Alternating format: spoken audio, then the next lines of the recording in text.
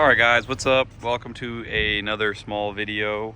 Today we're going to be upgrading our solar panels. As of right now, we have this bunch here. These are all heavily used, and total, the most I've ever gotten out of this, about 900 watts. This isn't 100% optimized. I'm sure I could squeeze out a little more with better cabling, maybe better mounting, and clean them up really good, but I think it's time we get some better panels. So in the back of the trailer, we got some new panels from Signature Solar. That's it. We're gonna get these, I guess we're gonna get these unstrapped. Cut the, come on iPhone, this thing sucks at focusing. There we go. We're gonna get the straps cut, carry them in the backyard, and just kind of look at them. Hi everybody. Oh god. Shoot. Oh. Oh big.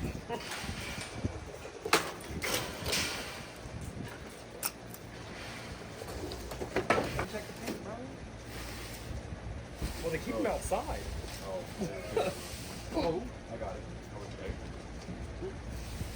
Pounds, 35 pounds. Now we don't have enough solar generation to keep everything charged. And I barely have enough to even run the mini split. None at all. So this will easily run the mini split and keep all the batteries charged at the same time. He's off, ladies and gentlemen.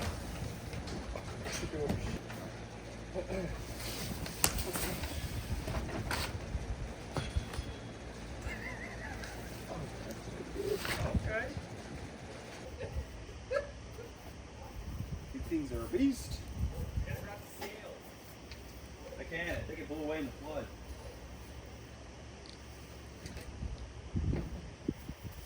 Oh my god. I didn't know they were going to be this big. Well, she said. Be that size, just 350. I mean, those aren't light either, but These are heavy.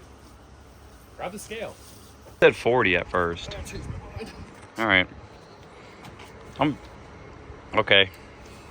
We're gonna go ahead and weigh the Canadian Solar 385 watt panels, monocrystalline panels. Just out of curiosity.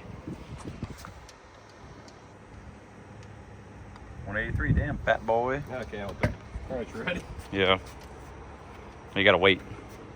Second what? You gotta wait, remember? Yeah.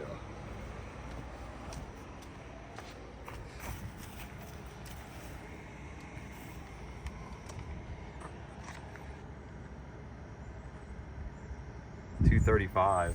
Damn, that's like 50 something. 100, 10, 20, 30, 50. Hey guys, I've been having some people ask me to see my entire setup from start to finish, so I'm gonna make this quick video and I'm gonna show you guys everything that this setup is made of and talk about maybe some future plans.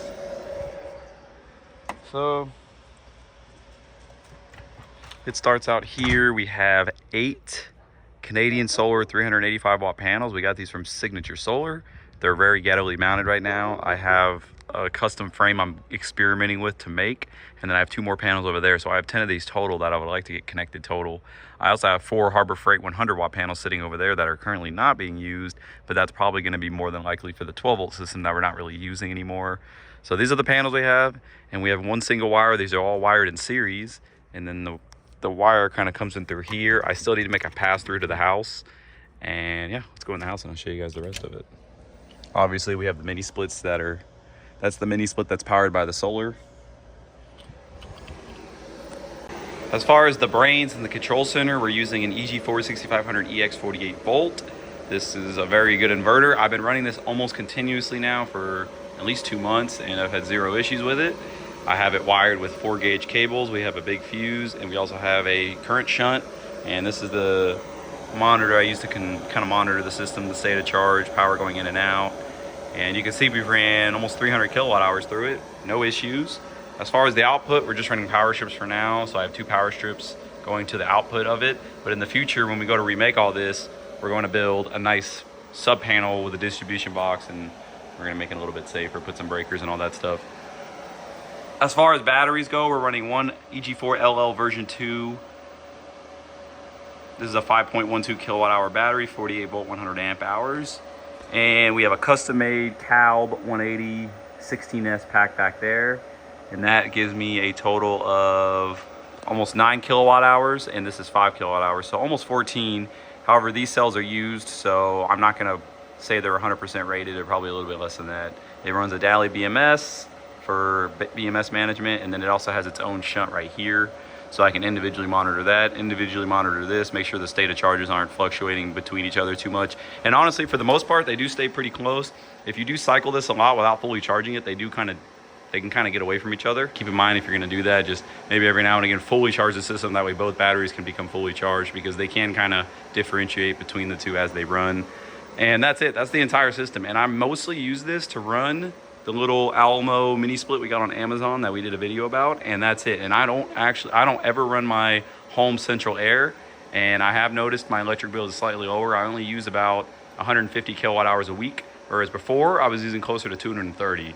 So I am noticing a small difference, and that will add up over time. I don't have an exact dollar figure for you, but I mean, you got to think, if you're not running your central air at all, your bill is going to be better. Especially here in Texas, it's over 100 degrees. It's been over 100 degrees for the last like 3 months, I think. And yeah, I just run the mini split, and this thing can keep up with it no problem. I don't run it at night. I run another mini split in my bedroom that's powered off the grid, just because I don't really have enough battery storage right now. But I do plan on adding to the battery storage in order, once I get to the point to where I can run a mini split all night long and all day long with, you know, minimal sun, then I think we'll be in a good spot. I think if you're wanting to build your own 48 volt system, these all-in-ones do make it easier. So this is a charge controller, an AC charger, and the inverter all in one. So it is kind of nice. I guess the only downside is if you had an issue inside this unit, you would lose all of that. So some people would argue that it's better to have individual components, but for $1,300 is about what these cost. This thing's been extremely reliable. A lot of people use them, and so far I really like it. I think the only downside about this is it's a high frequency inverter. So if you're trying to run big inductive loads, motors, you know, pumps and things like that, I think some people have had issues. But for my particular setup, I just run the mini splits. Mostly it's the biggest load I run, and mini splits have inverters in them, so it can ramp the compressors up and down. It doesn't just bam, slam them on, pull a lot of inductive load on the system. But yeah, the system's been very reliable. Zero complaints so far. My only complaint is the cart looks kind of crappy. I really don't like this, but this is what I built just to be able to use all the components I have. In the future, we're gonna build a nice big metal cart. I'm gonna actually fabricate it out of square tubing. Sorry, I got the robot vacuum running. I'm gonna fabricate a nice cart out of square tubing. We're gonna stand everything up, stack everything up, so it's gonna be about half the footprint, but just a little bit taller. We're gonna stand the inverter up. All the wiring is gonna be a lot neater. I'm gonna try to integrate some more safety features and some more overall features just to make the system work better. You know, it's one of those good, better, best scenarios. It's better to just build what you got, what you can build now, and then improve upon it later. Otherwise, I would just take forever to make up my mind on how I'm gonna build it. But anyways, this is pretty much the entire system. So this cart plus those panels, and that's it. I can power pretty much whatever I want. Mainly built this to power the AC, but you know, and it's also portable. You know, it's very heavy. Definitely has some weight to it, but you could roll it around, you can move it around, do whatever you need to do with it. So yeah, that was it. I just wanted to do a brief overview of the system because I had some people asking me about it. There's not much to it. As far as work goes, I mean, the battery was definitely the most work building that, but if you just bought the inverter with server rack batteries that are already pre-assembled, it would literally be make one connection, connect solar to it. You don't even got to connect the grid to it if you're not going to use the grid, and just put an output of some sort. But anyways, that's gonna do it, you guys. Just wanted to show you guys this. Thank you all for watching. I appreciate the subscribers. I appreciate the support. You guys are awesome. And yeah, I'll see you guys in the next one.